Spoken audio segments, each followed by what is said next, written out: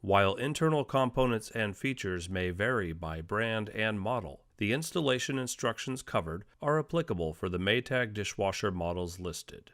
Model number may be found on the appliance's outer carton as well as on the interior left side of the tub. Warning: electrical shock hazard. Disconnect power before servicing. Replace all parts and panels before operating. Failure to do so can result in death or electrical shock. Excessive weight hazard. Use 2 or more people to move and install dishwasher. Failure to do so can result in back or other injury. My name is Phil Alley. I'm the Product Service Manager for Whirlpool for the dish category, and today we're going to cover the new installation of a new model line we've got out that's going to launch in February of 2020. It's a new design dishwasher from the ground up, so there are some installation differences from what you're used to in the past. We're going to cover a KDPM 804 model today. What's new, unique, and different with the 2020 model line that's coming out. We've got a taller tub.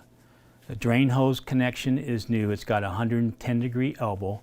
We've got 4 new insulation anchor points for the insulation blanket that goes around the dishwasher, so when you push it in the cutout, it doesn't bunch up on you. We've got 4 new leveling legs. We've got a new drip pan and float assembly. The dishwasher will not run unless the float and drip pan is connected. If you try to start the dishwasher without it connected, it's going to beep at you and give you a F8E4 code.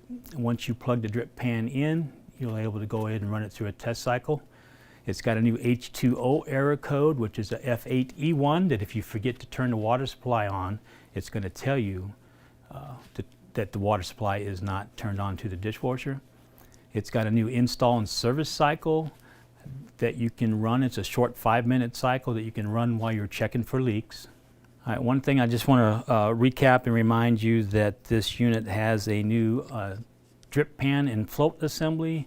That's one of the last things you're going to install before you put the front toe panel on. And we want you to run a short installation service cycle, or you could do a rinse only. We're just trying to make sure we get water in it, the unit's working, and you want to check for leaks before you put the toe and insulation panel on.